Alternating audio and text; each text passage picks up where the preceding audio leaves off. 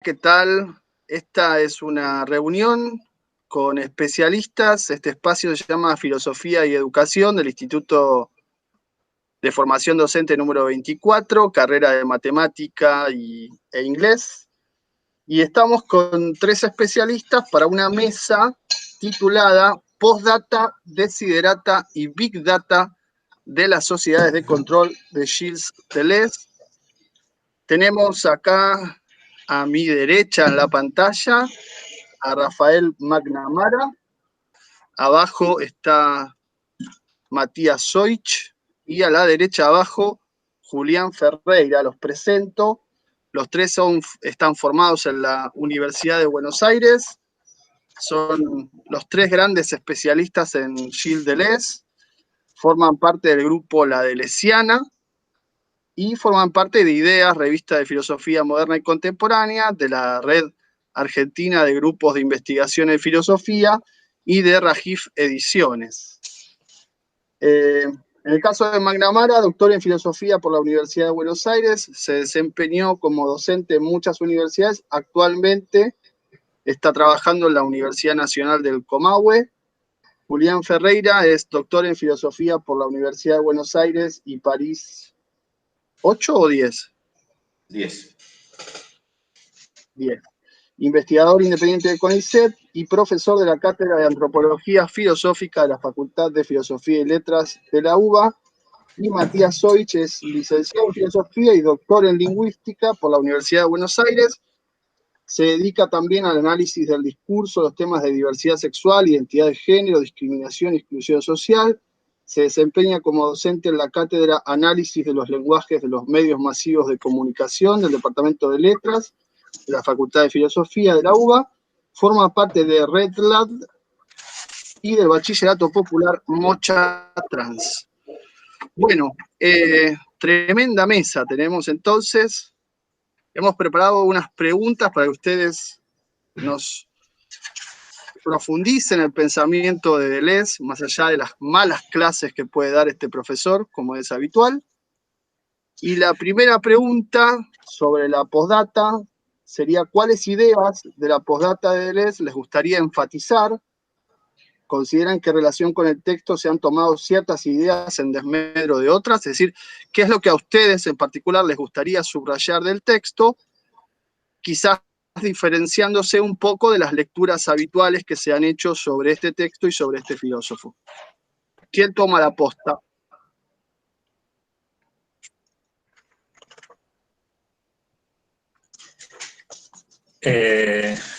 Bueno, nada, arranco para Rafael. tirar sí, un tapiz inicial. Bueno, primero gracias por la invitación. Un gusto estar acá compartiendo en esta mesaza. No, en realidad hay una cosa una frase que sí se rescató bastante, que es bastante famosa, al final de la primera parte, en donde Deleuze dice, después de hacer una breve descripción de un estado de situación, que ya iremos comentando, Deleuze cierra esa primera parte diciendo: no hay lugar para el temor ni para la esperanza, solo cabe buscar nuevas armas.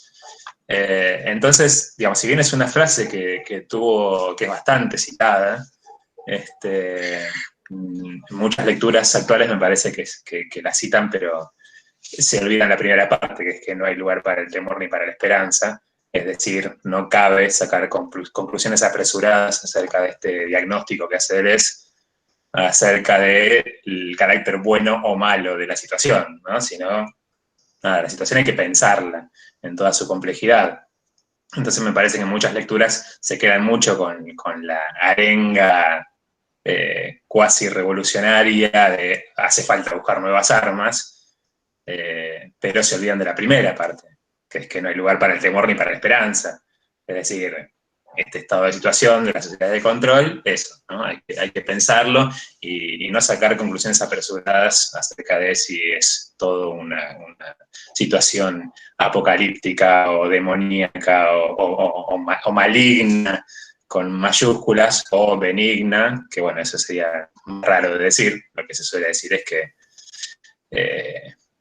las sociedades de control también son una nueva forma de opresión, y bueno, se enfatiza siempre sobre esa parte, y bueno, y frente a esa forma de opresión en la cual no cabe ninguna libertad, bueno, ahí tenemos que buscar nuevas armas, ¿no? Pero bueno, me parece que esa indicación de que no hay lugar para el temor ni para la esperanza, habría que tenerla siempre presente, justamente para no apresurarse en la valoración que hacemos de esta descripción, de este diagnóstico que les propone. Así que bueno, me parece que tomar esa frase como puntapié inicial, al menos es lo que me parece que estaría bueno subrayar de entrada. Bueno, yo me había notado una frase que está muy cerca de la que dijo Rafael también, como frase que va en el mismo sentido, así que hubo armonía en la selección de frases. Que es cuando dice él, es un poco antes de ese momento, que no cabe comparar el régimen disciplinario y el de control para ver cuál es mejor o peor, sino que ahí dice que tanto las liberaciones como las sumisiones tienen que ser evaluadas, digamos, en cada uno, cómo se dan en cada uno, ¿no? A su modo.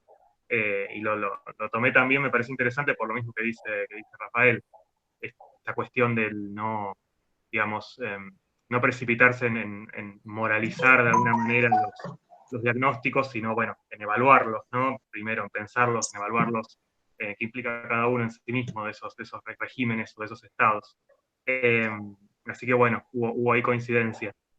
Y en esa línea, digamos, también muy, muy cerca de eso, otra partecita que me marqué, que me llamó mucho la atención en esta relectura, fue cuando habla de la diferencia entre cifra y número, si no recuerdo mal. Bueno, hay un momento donde dice que en las sociedades de control, estos números a través de los cuales se establece el control, digamos, de los individuos o individuales, como dice, que no necesariamente son binarios, dice, ¿no? Y me parece muy interesante eso, es decir, el control no necesariamente descansa sobre algo binario, sino que justamente el control puede pasar por lo múltiple, ¿no? Y es algo que desafía mucho a veces nuestro pensamiento contemporáneo, donde todo lo binario es malo y todo lo múltiple es bueno, ¿no? Me parece que está muy escondido eso ahí en el párrafo, pero es casi un paréntesis, pero creo que es algo que está bueno señalar, porque da para abrir también interpretación bastante.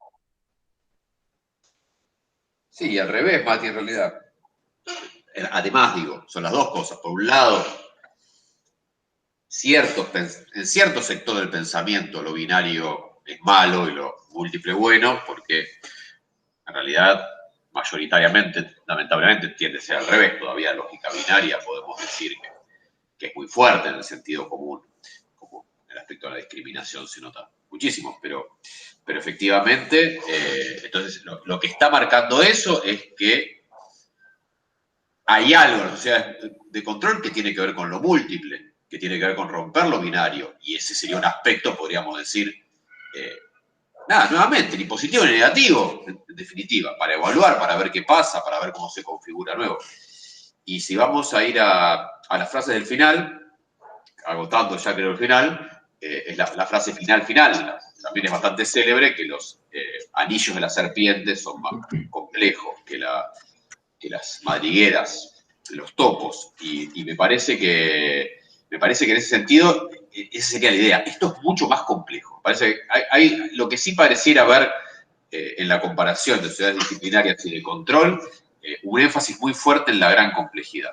En ese sentido, yo quisiera ir, si me permiten, a un tema quizás un poco técnico, pero me parece que es muy interesante tomar en cuenta, que es esta parte donde hace la distinción entre moldes y modulaciones. Esta distinción, hasta donde yo sé, la ha tomado un filósofo que a él le gusta mucho, que ahora es un poco conocido, pero básicamente gracias a Deleuze, que se llama Simondon. Y justamente podríamos decir que Simondon dice que la idea de pensar la individuación, es decir, lo que hace que una cosa sea lo que es, a través de un molde, es una idea que no funciona, es bastante claro, y que para pensar lo que somos, la individuación que somos, hay que pensarnos en términos de esta idea, esta palabra rara, que es modulación.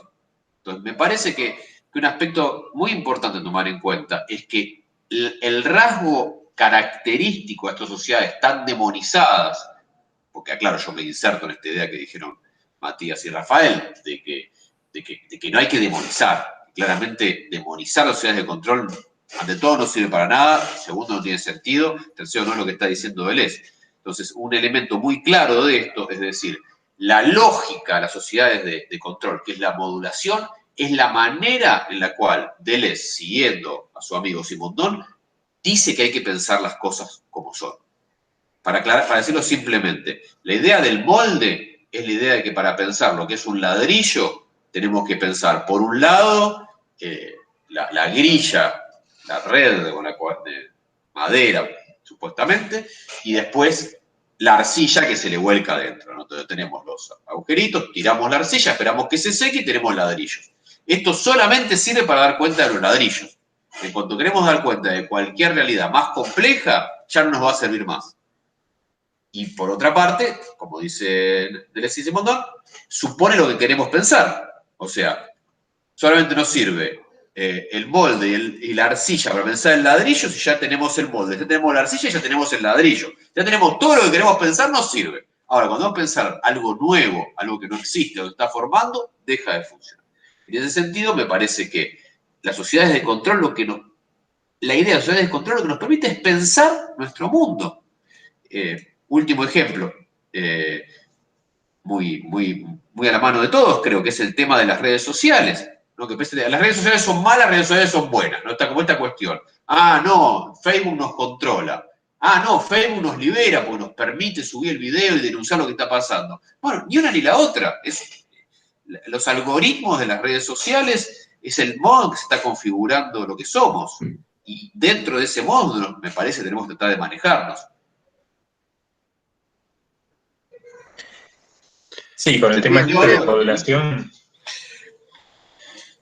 Con el tema de la modulación me parece que se suma otra deconstrucción de un dualismo axiológico habitual también, que se suma al que decía Matías, ¿no? El tema de la multiplicidad y de la binariedad, ¿no? Y cuando a veces aparece desde filosofías afines a la filosofía deleuziana, aparece lo múltiple como bueno y lo binario como malo. Bueno, en el caso de la modulación lo mismo, siempre aparece lo fluido como bueno y lo estable como malo. Pero bueno, claramente, si la estrategia del fluido es la estrategia del capitalismo también, no se puede sacar la conclusión tan rápido de que es necesariamente bueno algo más fluido. No siempre. Claro. Justamente Además, siempre hay que ponerse como un paso atrás antes de hacer la valoración, ¿no? Poder pensar. Además, la modulación también sirve para controlar a los sujetos, ¿no? O sea, que también es un fluido malo, sería, dentro de ese pensamiento binario. Pero son modos de individuación, de pensar las cosas que son. Y las cosas que son, tienen un nivel de control, digamos, que es lo que significa un nivel de estabilidad.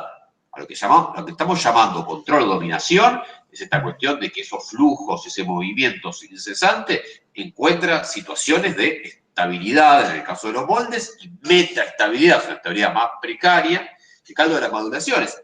Es eso nada más. O sea, eso es un control, o sea, estamos controlando la vida mientras la sostenemos en nuestra persona desde que nacemos hasta que morimos. Eso es un control. Y bueno, creo que coincidimos, algo relativamente bueno, por muy mala que se ponga en nuestra vida por el momento. Y otra cosa que no estamos viendo, me parece que hay que tener cuidado. Mati, ¿querés agregar algo? No.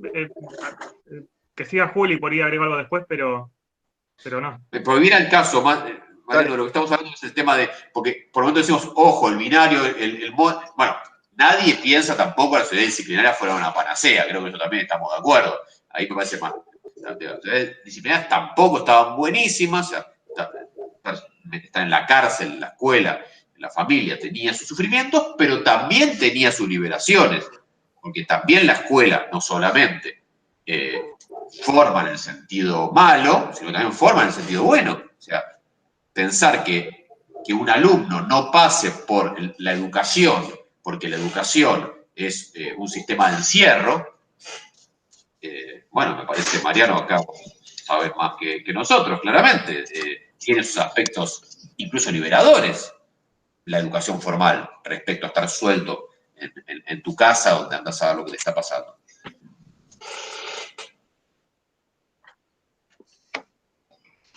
Mati. Sí, en realidad, sí, no, lo único que iba a agregar es, pero va en la misma línea de lo que estamos diciendo, es la misma idea. Como que es muy del pensamiento de Deleuze también esta forma de pensar donde lo que importa es la evaluación, digamos, inmanente, digamos, de un sistema, de una sociedad, de un concepto, de lo que sea que estamos pensando.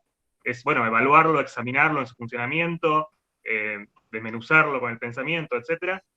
Y ese es el paso importante, no crear una correlación uno a uno con, bueno, esta manera de ser o de funcionar es buena, o es mala, o es conveniente, o es, no sé, lo que sea, liberadora. O sea, no hay garantías de relaciones uno a uno entre lo ontológico, por decirlo así, por el modo de ser de las cosas, y lo ético, bueno, que son buenas, convenientes, judiciales, liberadoras, avisantes. ¿No? Creo que en este texto es otro ejemplo más donde les hace eso, ¿no? Evaluar inmanentemente todo un estado de cosas, y obviamente con ciertas valoraciones, pero que no están atadas estrictamente de manera fija, digamos, a la ontología, a lo que él piensa como ontología, ¿no? No sé si están de acuerdo. Sí, totalmente. Aparte, me parece que eso se sigue del abandono de la lógica del molde, digamos, en otro ámbito. No, la lógica del molde, ¿cuál? Vos tenés un molde y con el mismo molde vas moldeando justamente distintas materias, o pretendés hacerlo, como si las realidades fueran sillas amorfas que requieren una forma que viene impuesta desde afuera. Bueno, justamente Deleuze propone un tipo de pensamiento diferente, ¿no? Que no tiene unos esquemas totalmente preestablecidos, sino que justamente cada situación, cada acontecimiento debe ser, digamos, pensado en su lógica interna, digamos, ¿no? Concreta. Muy bien, si les parece pasamos a la segunda cuestión, más interpretativa, ¿no? Según la mirada de ustedes, el texto de la postdata es representativo de la obra de Deleuze. ¿En qué medida sí, en qué medida no? ¿Cuáles ideas de la obra de Deleuze podrían servir o enriquecer la comprensión del texto?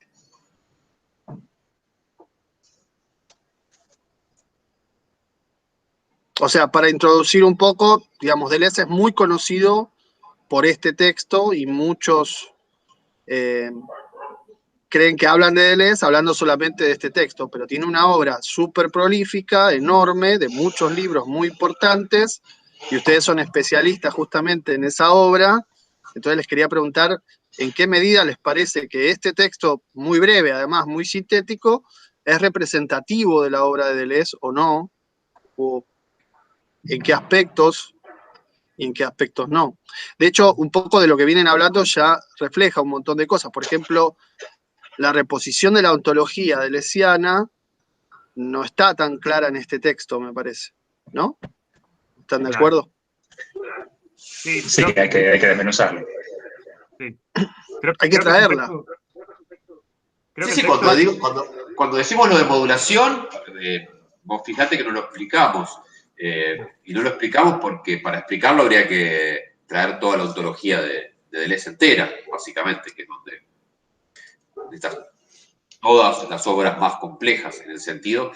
Igual representar creo que no, justamente es lo que Deleuze trata de evitar, no decir que es representativo, es justamente lo que nunca va a pasar, es decir, en este texto está, porque esta idea de representativo en el sentido de que esto está resumido, lo importante está acá.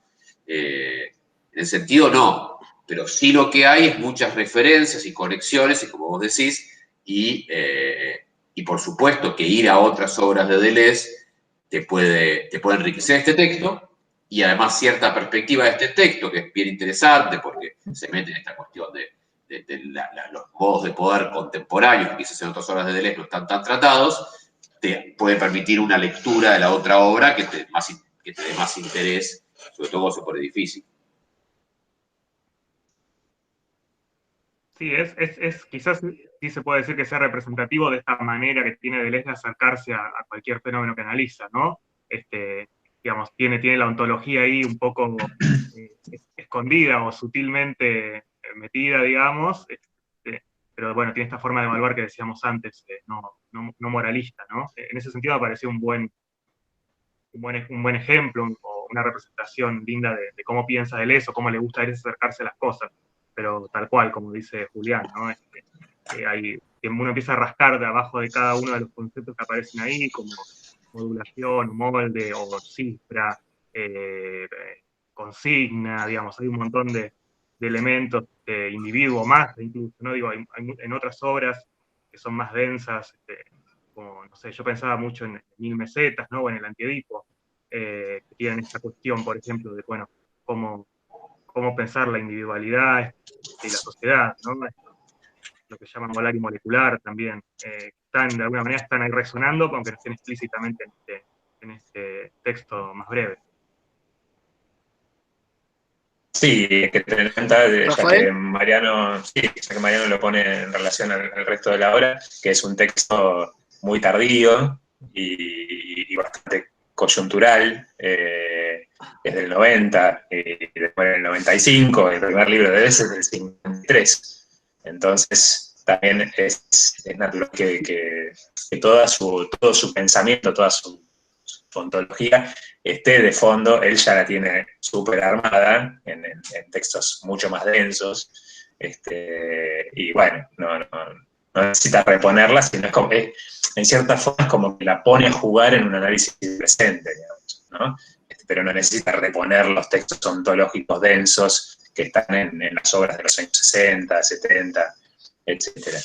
Y después, otra cosa que se puede agregar es que en cierta forma es como una suerte de coda a toda su lectura de Foucault, ¿no? Que tiene 4 años antes, él publica el libro sobre Foucault, de quien fue muy amigo, y bueno, hay muchos textos de Foucault sobre Deleuze y de Deleuze sobre Foucault, y bueno, y en cierta forma viene como a cerrar una suerte de diálogo sostenido con Foucault a lo largo por lo menos desde los años 60 hasta después de la muerte de Foucault.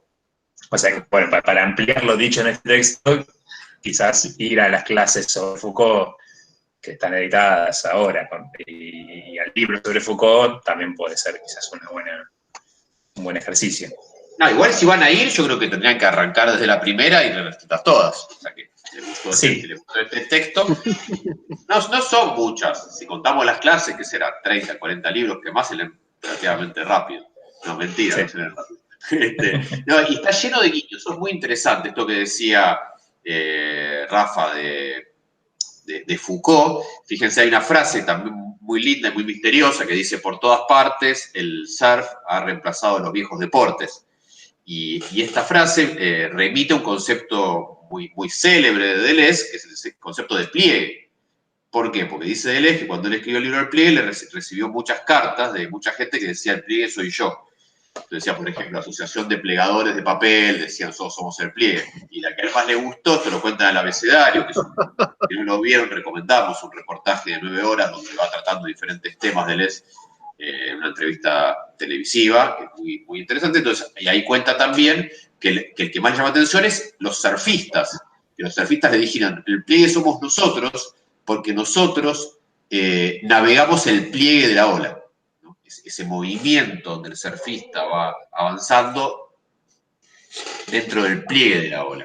Y esa imagen, que además las imágenes acuáticas de Deleuze son siempre muy lindas, remite al libro sobre Foucault, donde trabaja el pliegue, el libro sobre Leibniz, también de unos años antes, creo que de Leibniz es 2 años antes, donde aparece este concepto tan importante del pliegue. A lo que voy está lleno de guiños y revisiones y a cuestiones para profundizar y seguir pensando en la obra. Y sí, está muy bueno recomendarles a los alumnos que les interese todo este tema las clases, que son bastante accesibles, que son muy divertidas y muy llenas de conceptos. Están las de Foucault, están las de Leibniz y están las de Spinoza, que son las más lindas de todas probablemente, donde aparece esto que decía Mati, de que toda evaluación tiene que ser coyuntural, que no hay un juicio de afuera que nos vaya a decir lo que es bueno y lo que es malo, pero un montón de criterios éticos para ver cómo moverlo. para los cuales el ejemplo del surf es ideal también, porque obviamente el surfista no puede reaccionar como si fuera un molde de la misma manera frente a todas las olas. Tiene que ver con qué potencia viene la ola, cómo está el viento, en fin, digamos, un montón de factores que hacen a la complejidad de la situación de la ola que se le está viniendo, y el surfista tiene que modularse a sí mismo para plegarse también al pliegue de la ola y transitar esa ola. Digamos, ¿no? Con lo cual también es una de las tantas imágenes, como decía Juli, las imágenes acuáticas siempre son muy gráficas para tratar de entender el modo de existencia que está tratando de pensar Deleuze. Bueno, sí, yo estaba pensando un poco nosotros usamos unas paginitas del curso sobre Foucault de las clases, y bueno, uno de los temas ahí que discute o que sí, discute, es si Foucault es un filósofo del poder, ¿no? Entonces, la pregunta sería también si Deleuze es un filósofo del control. Y por lo que ustedes vienen diciendo, me da la sensación de que no, ¿no? De que no. O sea, es un aspecto, conduce a muchos otros aspectos de la obra, indudablemente, pero no se termina ahí, ¿no? O sea, la recomendación que me parece que se sigue de lo que ustedes dicen es, hay que seguir leyendo, no hay que quedarse con estas 3, 4 paginitas y ya está. Eso Y en vale ese para sentido todo. quería preguntarle, eso vale para todo, pero bueno, lo decimos porque hay también un recorte muchas veces muy fuerte, ¿no? De ciertas imágenes que se construyen de filósofos y que se difunden y aparecen por todos lados. La pregunta siguiente tiene que ver también con esto: ¿en qué consistiría el aporte original o el plus que le aporta Deleuze a las sociedades de control prefiguradas por Foucault? O sea, tenemos ahí un viso de continuidad muy fuerte, ¿no? Las sociedades de control son, de alguna manera, algo que Foucault vio, que estaba en el desarrollo de las disciplinarias. Por ahí, no sé si es tan claro esa lectura que hace Deleuze respecto de cuándo terminarían las sociedades disciplinarias, a la primera mitad del siglo XX, pero aún así sería como una continuación, algo nuevo, algo que Foucault vislumbró y quizás no desarrolló del todo. Pero la pregunta acá sería, ¿cuál es el aporte, según ustedes, original de Deleuze y cómo logra él darle una vuelta de tuerca a lo que dice Foucault?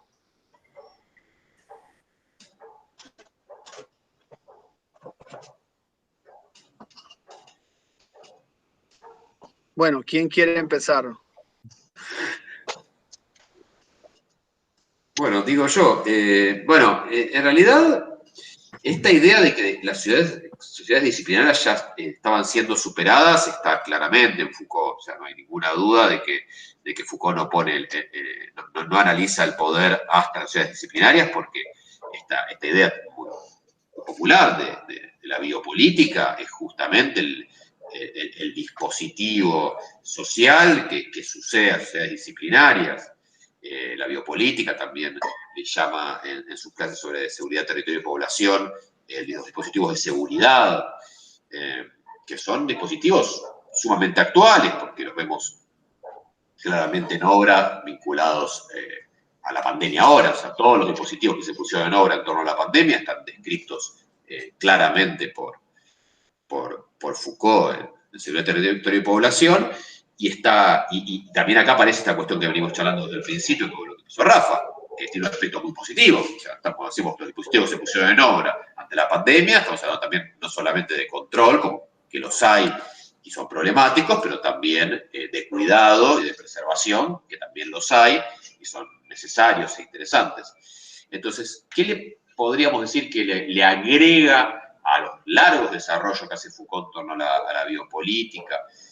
A mí me parece, creo que habría mucho para pensar y decir en ese sentido, pero a mí me gustaría destacar el tema tecnológico, porque realmente el nivel de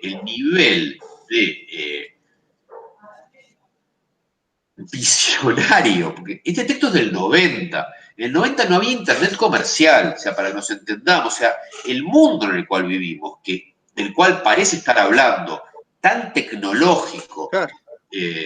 No existía, pero para nada en ese momento. No existía nada ni remotamente similar a la virtualidad, a esto que estamos haciendo nosotros. Era impensable que haya una pandemia y estar haciendo un Zoom. No había ni el 2% de la tecnología. Se mandaban cartas por correo en ese momento. Nada que ver. Y este tema es un tema muy interesante que también aparece en los cursos sobre Foucault. Esta idea de que uno de los grandes pasos que estamos viendo son las máquinas de tercera generación, cómo las máquinas de tercera generación van a reemplazar el trabajo tal como lo conocemos. Todas estas ideas son realmente muy visionarias, y si me permite una última cuestión de una relación a partir de esto, que a mí me gusta mucho y aprovecho para traerla, es que hablando de esto, Deleuze trae una carta de Kafka de principios del siglo XX, donde la tecnología en cuestión era el telégrafo. Y lo que dice respecto al telégrafo Kafka ahí es los besos que nos mandamos se los beben los fantasmas en el camino. Y esa idea de los besos que nos mandamos se los beben los fantasmas en el camino es lo que estamos viviendo en lo que se pierde cada vez que hacemos estas comunicaciones virtuales. Volviendo al tema de la enseñanza, ¿no? ¿Qué es lo que se pierde cuando damos una clase por Zoom? Bueno, son esos mismos besos los que hablaba Kafka con el telégrafo.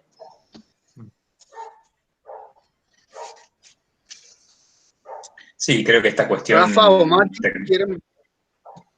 Sí, no, iba a agregar solamente que sobre esto mismo que dice Juli, me parece que esta cuestión tecnológica es la que también le permite a Deleuze hacer quizás una separación un poco conceptualmente, una separación quizás más clara entre disciplina y control de lo que uno puede encontrar en Foucault. Quizás en Foucault está prefigurado esto, pero están más solapados los conceptos de la biopolítica con los de la anatomopolítica, que eran los que Foucault desarrollaba más en torno a las disciplinas. Es decir, que está la prefiguración esa en Foucault, pero quizás Deleuze, a los efectos de un artículo muy corto y esquemático, hay que decirlo, hace una separación quizás más clara,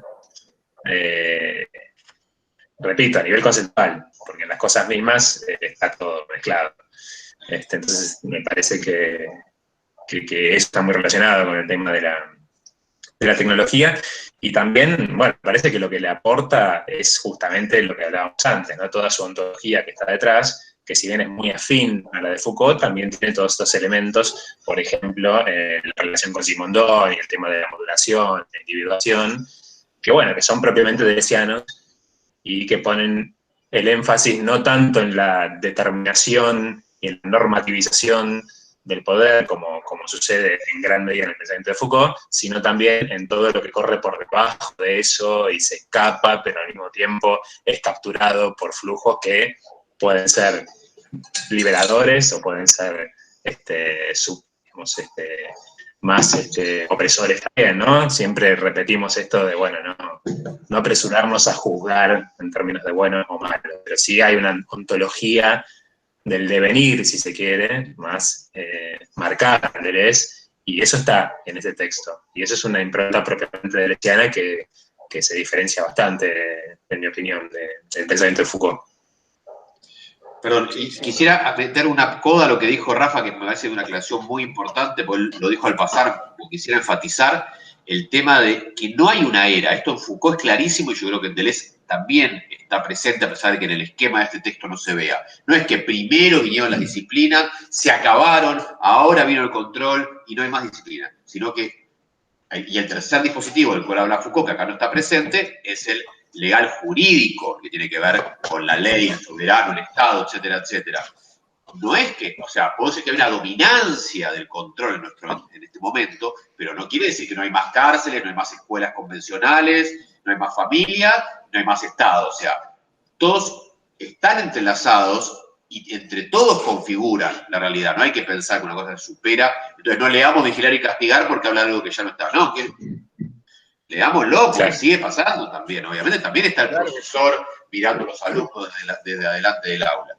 Y de hecho, en un momento también dice en este texto de Deleuze que digamos, incluso elementos de las sociedades anteriores de soberanía pueden, digamos, readaptarse y reaparecer en las sociedades de control, ¿no? Y está esta mezcolanza, digamos, un poco, que también es lo que Deleuze permite pensar, ¿no? Deleuze tiene eso de, digamos, la ontología de Deleuze y la filosofía de Deleuze tiene esta particularidad que te permite pensar muy específicamente la lógica interna, diferentes lógicas internas, y a la vez siempre está abriendo la posibilidad que esas lógicas se entremezclen en combinaciones insospechadas, ¿no? Y creo que es eso, digamos, no hay eras determinadas, como decía Juli, pero elementos de una era pueden permitirte pensarlos de otra, de un tipo de sociedad, etcétera, ¿no?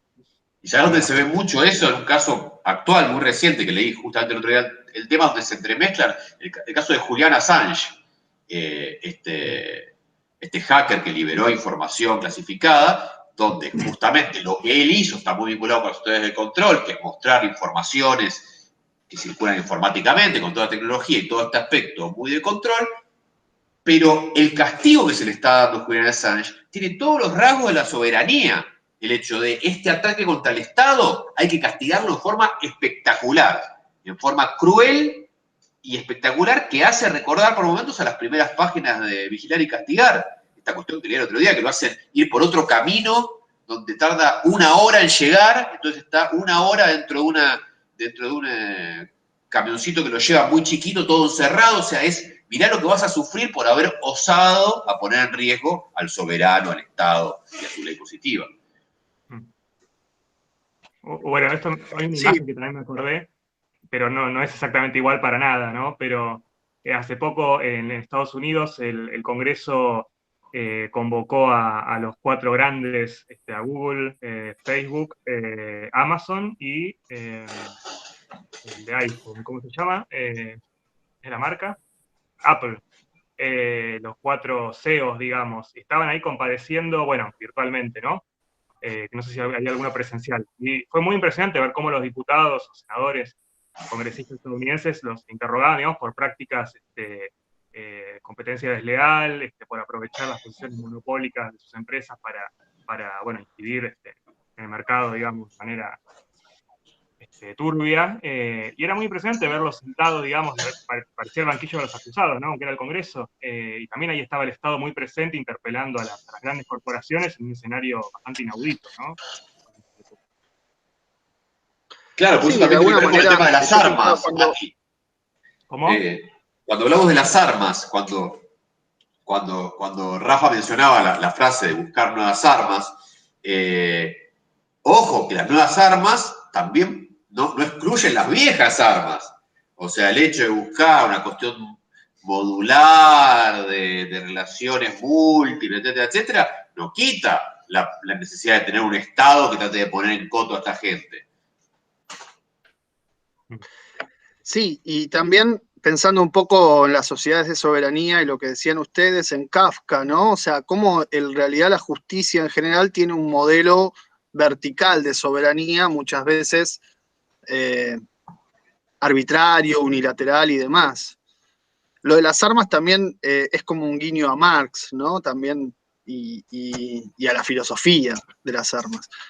Pero avancemos un poco más, si les parece. Y es bueno esto que dijeron, porque la verdad es que generalmente cuando uno encuentra clasificaciones históricas, es decir, bueno, la sociedad disciplinaria es siglo XVIII, siglo XIX y termina en el siglo XX, y ahora vienen las sociedades de control y las de soberanía eran antes. O sea, generalmente las clasificaciones históricas suelen servir al esquemita, pero que después no funciona, digamos. El esquemita es para complejizar.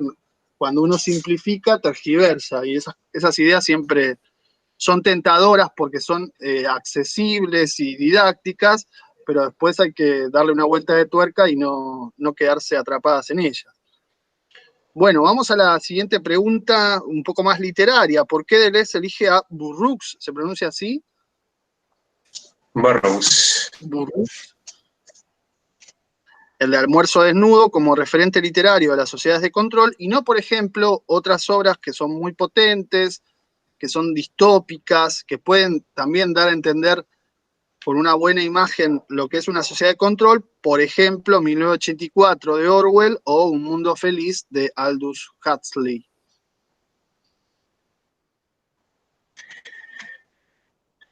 Bueno, acá ¿Por qué Almuerzo Desnudo?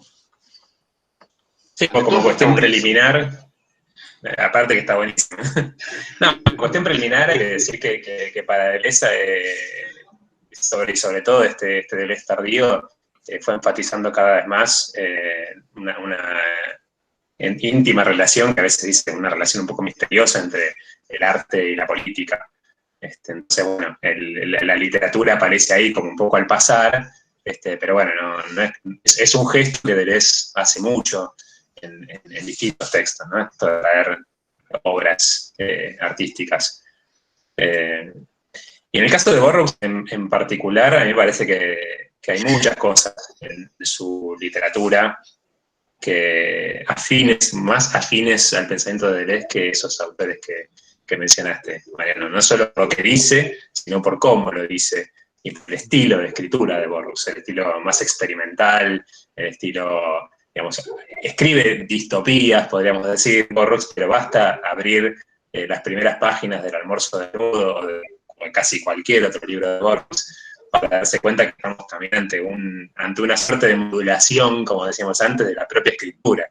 Entonces, Burroughs no solamente nos cuenta una sociedad distópica, sino que nos, digamos, como lectores, es como que nos hace sentir, me parece a mí, en la propia lectura, en la materialidad del lenguaje que usa y el estilo que tiene, nos hace entrar como en esta especie de vértigo de velocidad y de intensidades así un poco caóticas incluso, en las que nos puede meter el mundo de la información. Me parece que la piensa también como apuesta literaria y no solo política. De hecho, no están escindidas. ¿No? La experimentación literaria para Burroughs es también una experimentación política.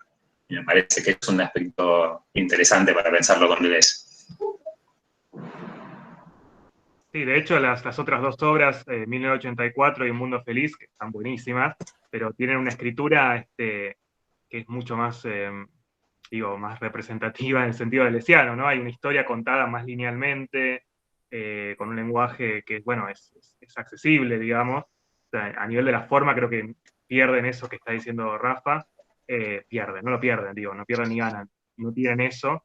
Y creo que en el nivel de contenido, yo no sé, 1984 quizás es más factible, pero Un Mundo Feliz yo no sé si lo vería como material tan promisorio para ilustrar las sociedades de control, porque está todo bastante con moldes, ¿no? En esa sociedad distópica. Si no recuerdo mal, en Un Mundo Feliz están esas, digamos, esa especie de diseño genético de clases, de castas biológicas, ¿no? De las personas, están los alfa, los beta, los gamma, donde, digamos, cada uno tiene sus características bien definidas, predeterminadas anatómica, biológicamente.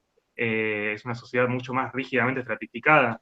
Y también hay una cuestión del encierro, incluso físico, me parece, ¿no? Y del control físico a un nivel más duro, no tan modulable.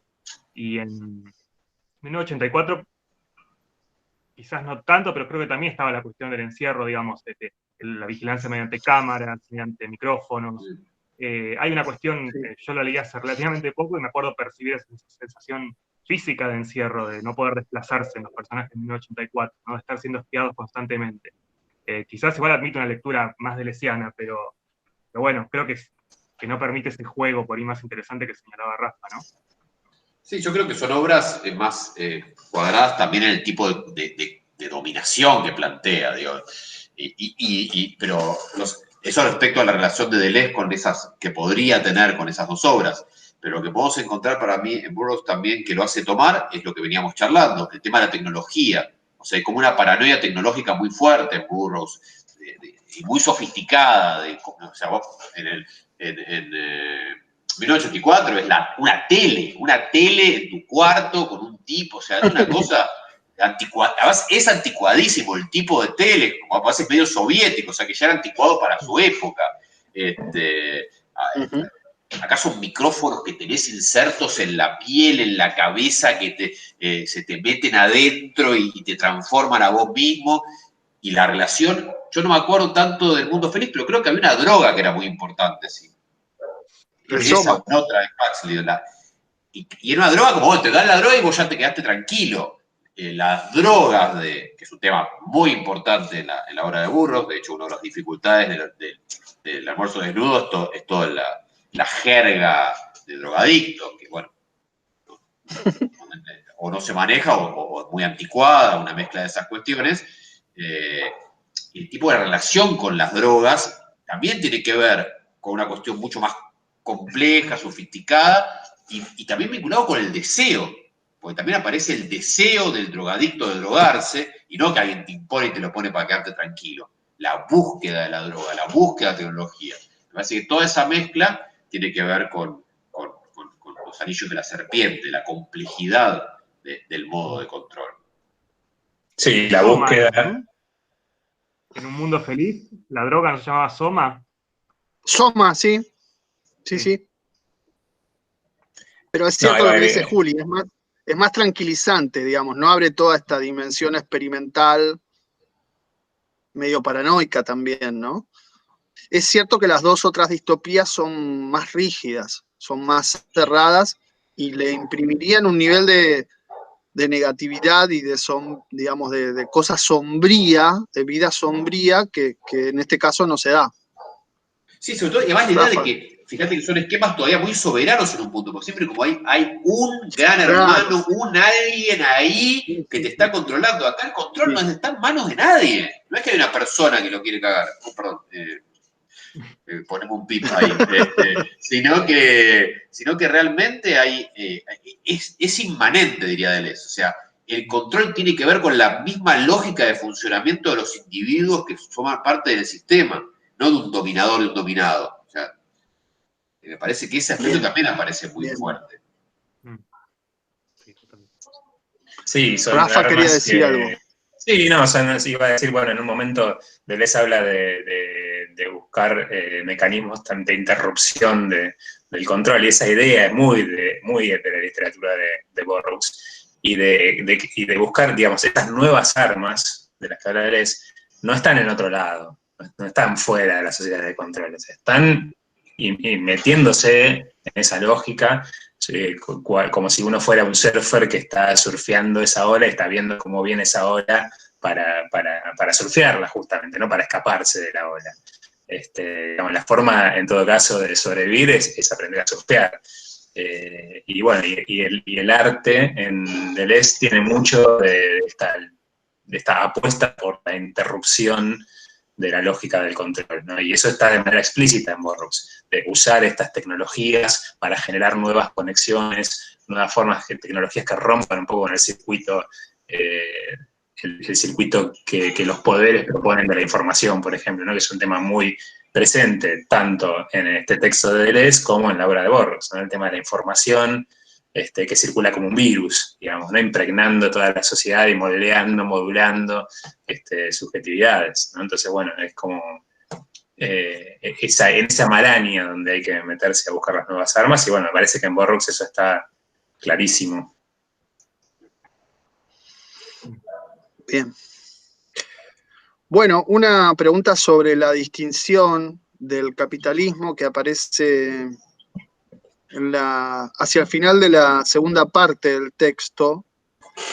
La pregunta sería, ¿cómo interpretan ustedes la mutación que detecta Deleuze entre dos tipos de capitalismo, el de concentración y el de sobreproducción, ¿no? Está claro que el capitalismo desde 1973 en adelante no es el mismo, no es un capitalismo basado en la concentración de producción y de propiedad en un lugar físico, en un tiempo, ¿no? Como también tratar de ahorrar tiempo y ese tipo de cosas, sino que es un capitalismo de servicios, de acciones, de bolsas, de departamentos de ventas, de marketing. ¿Cómo ven ustedes esta distinción?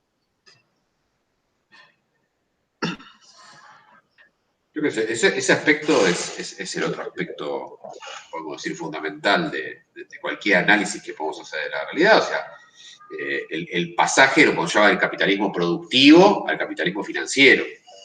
Y el hecho de que lo dominante sea un flujo de dinero, que justamente el dinero tiene esta idea del flujo mismo, me parece que que es un rasgo fundamental. Y de eso yo destacaría sobre todo, me parece el tema más angustiante y opresivo y para pensar y que cambia mucho del marco marxista de pensar el capital, es la disminución con el aumento de la tecnología, el aumento de la automatización, la emergencia de las máquinas de tercera generación de las que hablaba hace un rato yo.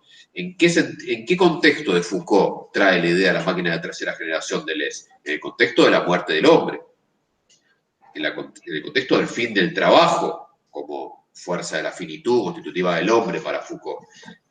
Y claramente el escenario que abre es un escenario del post-trabajo. Como María, vos les habrás contado, la definición de capital para Marx tenía que ver con la economía clásica del valor del trabajo. Y el trabajo es lo que estaba en la base del funcionamiento de todo el sistema, un sistema de intercambio basado en la equidad que implicaba el trabajo contenido en todas las mercancías.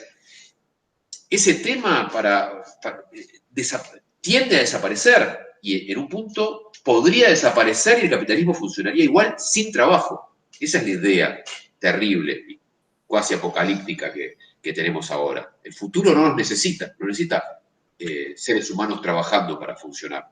Y creo que ese para mí sería el rasgo principal del nuevo tipo de capitalismo que aparece ahí. Sí, había otro rasgo que recuerdo ahora también que se toma mucho, que es el tema del endeudamiento, ¿no? Y otro dato más que estaba pensando mientras te escuchaba, Juli, también es cierto que Deleuze cuando dice que las sociedades de encierro están en crisis terminal y qué sé yo, en un momento traza muy al pasar una distinción entre primer mundo y tercer mundo, ¿no? También tendríamos que hacer ahí como un corte y decir, bueno, este sujeto hiperendeudado puede estar también en el tercer mundo, pero no es lo mismo estar endeudado en el tercer mundo, no es lo mismo el post-trabajo, digamos, en el tercer mundo que en el primer mundo, ¿no? Y tampoco es lo mismo el nivel de deuda con el cual se mantiene un esquema también de dominación. Y respecto a lo que decías de Marx, no, esta vez no pero sí señalamos que bueno, que en el capitalismo tradicional hay obreros, hay trabajadores, fuerza de trabajo, o sea, usamos Althusser en algún momento del curso también, así que algo hay, pero no hemos traído al gran Carlos Marx. ¿Quieren agregar algo más sobre este tema? Rafa, Mati o mismo Juli.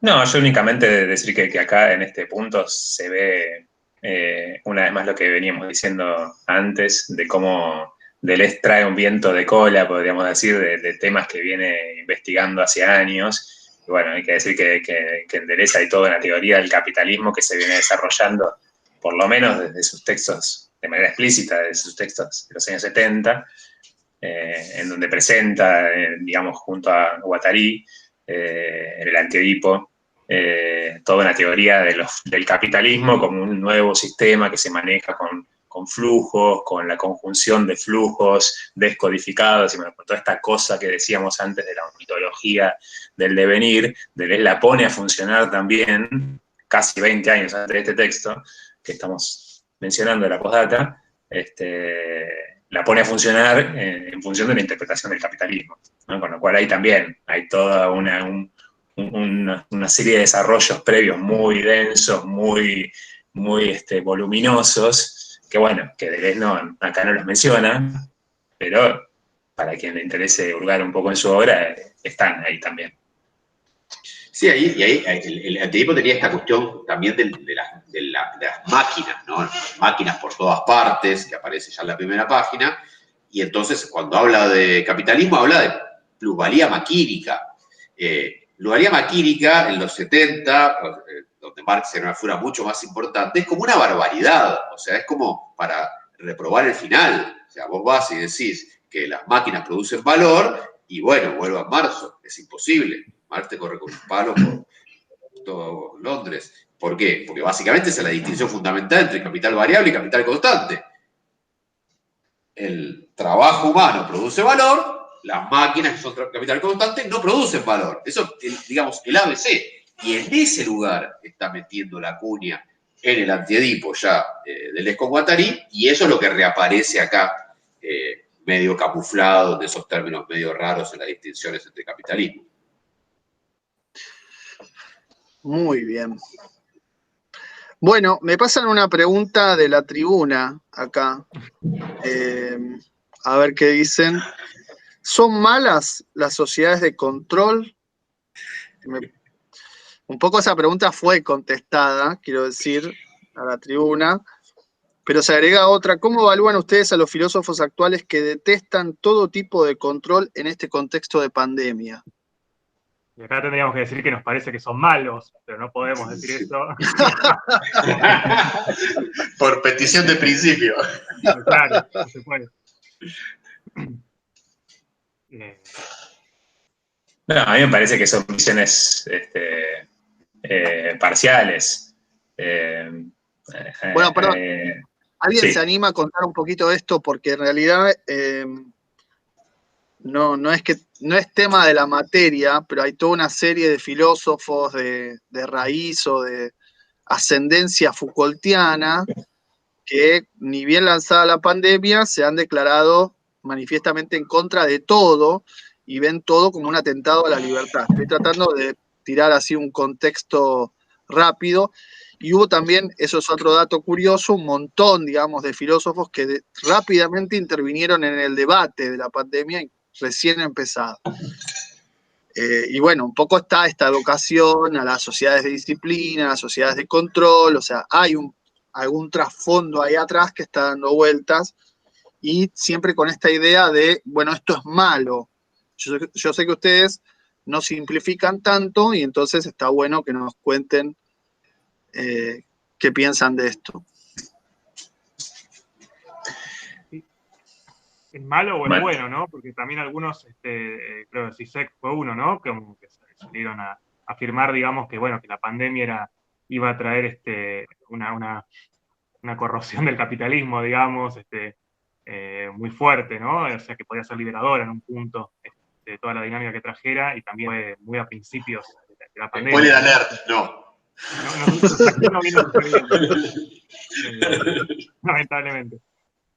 Pero sí, juicios de valor muy fuertes y muy, justamente, no tan evaluativos, no tan inmanentes, sino ya diciendo, bueno, esto se conecta con este otro valor, y es así, ¿no? Pero te interrumpí, Rafa. No, está bien, está bien. Sí, para ponerle nombres podemos nombrar a los Foucaultianos demonizadores de todo control, podríamos decir. Los más célebres, creo, podríamos mencionar a George Agamben, el italiano, y al coreano Byung-Chul Han. Digamos, podríamos decir que son como los dos, quizás, referentes, por si a alguien le interesa ir a ver qué dijeron. Y que sí, yo lo que iba a decir es que me parece que son visiones parciales. Quiero decir que no es que no haya aspectos opresivos, arbitrarios, sobre todo en el uso de las fuerzas de seguridad, por ejemplo, ¿no? Se salta a la vista, eso sería muy ingenuo y sería parcial para el otro lado negar todo eso, ¿no? Pero bueno, me parece que muchos de estos análisis pecan apresurados. Uno de los pecados del pensamiento para Deleuze, que acá Julián siempre insiste, ¿no? De la precipitación. El pensamiento no debe precipitarse, debe tomarse el tiempo justamente para analizar esa complejidad de la que venimos hablando, ¿no?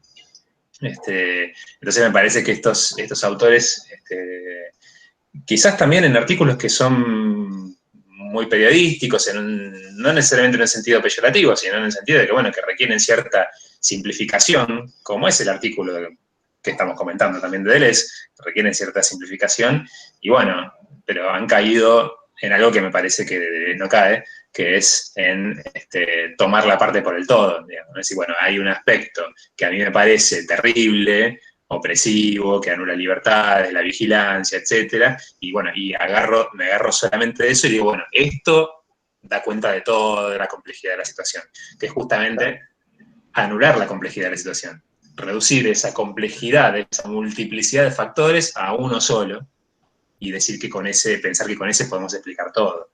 Entonces, ese me parece que sería un vicio de muchas de estas lecturas, ¿no? Por eso después Agamben tuvo que salir a hacer 1000 aclaraciones. Ese primer artículo que escribió, después le siguieron un montón de otros, en donde matiza un poco más, un poco menos, pero bueno, la postura sigue siendo básicamente esa, ¿no? Todas estas medidas de control, por ejemplo, la cuarentena, son el mal absoluto, porque anulan nuestras libertades, es el poder que se mete en nuestra intimidad, etcétera. Uno podría decir, hay que saber surfear la ola, ¿no? La sensación es que algunos de estos filósofos con ese tipo de reacciones se los llevó la ola también. Claro. ¿Y si te quedas parado? ¿Qué pasa si te quedas parado con una ola? Después, si es una ola muy grande, te puede llegar a romper un hueso. Claro. ¿No? Hay que seguir a la ola con el movimiento, no quedarse duro. El pensamiento también es una cuestión de modulación, justamente, y no de moldes. O sea, Claro. es lo más rápido es quitar un molde. No, sí, no, para mí evidentemente, demonizar los mecanismos de control a partir de la pandemia, sobre todo al principio, cuando aparecieron estos textos, era especialmente absurdo, porque no se sabía qué iba a pasar exactamente. La necesidad de un control muy estricto y muy veloz en marzo era muy clara, la necesidad de la puesta en marcha de recursos del Estado a nivel gasto para cubrir los primeros coletazos de la crisis económica. Parecía realmente absurdo directamente esas posiciones en ese momento, pero hay que decir también que llegada a esta estadía de la crisis sanitaria, podemos también observar cómo los dispositivos de control se han usado para horadar precisamente las cuarentenas, los cuidados a través de redes sociales, medios y técnicas muy sofisticadas de subjetivación para lograr que los sujetos sientan que el tema de la pandemia no era tan grave, que se podía salir igual, llegado a extremos como la quema de barbijos, etcétera, etcétera. En realidad, fíjense cómo aparece también, ojo, tampoco idealicemos, porque fueron para mí mecanismos de control los que se pusieron en contra de los controles sanitarios y llevaron a relativizar el peso de la muerte, incluso. Esta idea de, bueno, 200, 300 muertos no es para tanto. ¿De dónde vienen estas ideas? ¿Cómo aparece que lo estemos pensando? ¿Cómo aparece que lo naturalicemos? Bueno, no es natural. Hay una cantidad de mecanismos que están puestos en obra y que habría que analizar de los dos lados. Claramente el poder económico rápidamente sintió que los controles estatales en torno a la pandemia eran un enemigo que había que combatir a nivel global rápidamente.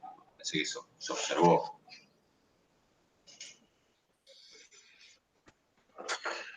Bueno, finalmente la última pregunta es sobre el breve texto del final, el programa, ¿no?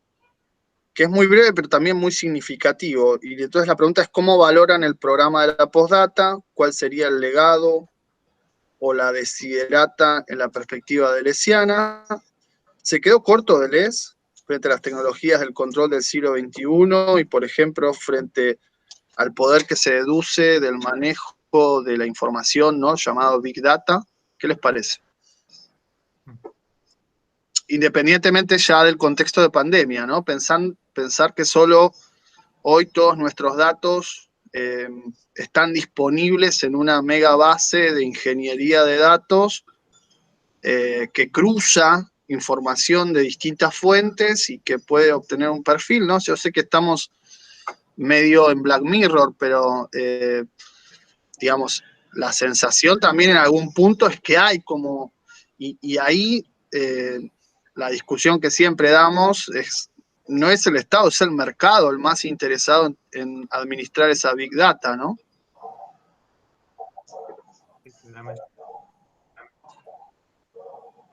No se quedó corto. Para mí, todo lo contrario. O sea, el Big Data y todo esto es es lo que está ahí, lo que Deleuze intuía que estaba ahí detrás. Yo vivo en el único cuadra que siguen aplaudiendo los médicos, que yo sepa.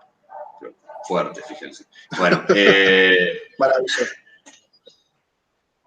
a lo que iba es que parece que Deleuze tenía como una intuición muy fuerte, vuelvo a decir, uno veía en Internet, imagínense, Internet a nivel comercial, abierto, etcétera, etcétera, pero sin esto no funciona, es al revés, o sea, todo lo que dice Deleuze aquí solo puede hacerse concreto y se hace realidad con las tecnologías del nivel de sofisticación que está eso. Para mí no se dio corto, sino que, bueno, que la realidad lo va alcanzando. Y respecto al programa, creo que no tenemos más para agregar, creo que es lo que venimos diciendo desde el principio.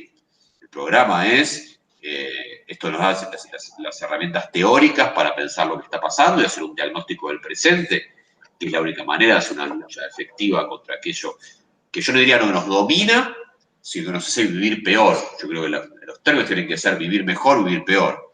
O sea, el término no es si esto nos domina, que sí, sino que nos hace vivir pésimo, que también. Y ahí es donde hay que establecer la lucha para mí.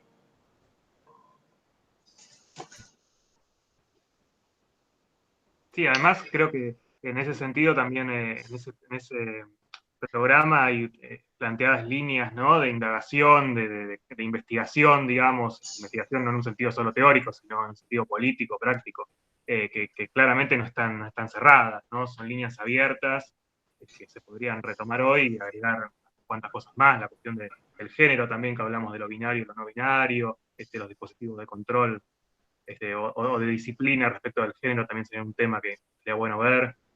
Bueno, muchas otras cuestiones, bueno, las propias redes, ¿no?, la comunicación. Así que sí, creo que el valor de ese programa son como líneas, bueno, programáticas, valga la redundancia, pero creo que son fundamentalmente abiertas, ¿no?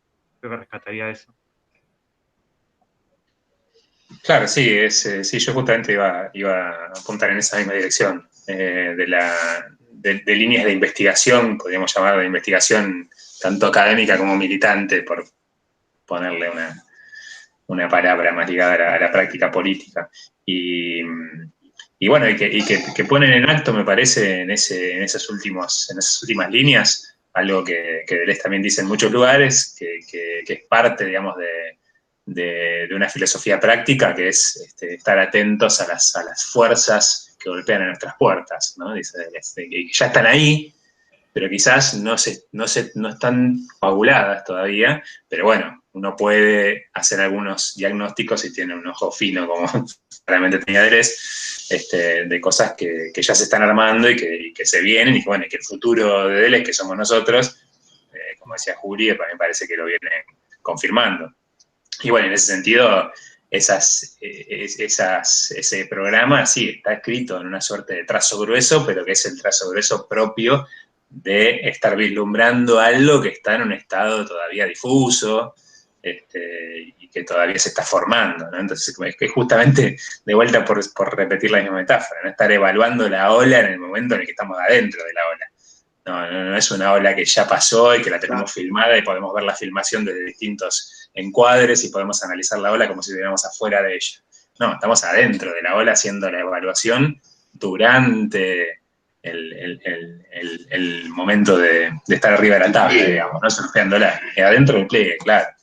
Que volvemos una vez más a esa imagen del pensamiento que propone Deleuze, ¿no? De una imagen inmanente del pensamiento, es decir, de la evaluación de la situación de manera concreta, situada, ¿no? Otra cosa que me quedó en el tintero acerca de estas lecturas casi todas europeas que estuvimos comentando, que demonizan los dispositivos de control, es que, bueno, que también pierden un poco la situación, ¿no? Y hacen una pintura global, a nivel planetario, de una situación que está vista desde situaciones muy particulares, como puede ser la Italia de Agamben, la Alemania de Byung-Chul Han, porque si bien él es coreano, escribe desde Alemania. Entonces, bueno, las miradas que hubo durante todos estos meses de Latinoamérica también son diferentes y aportan otros matices, incluso sin abandonar a Foucault.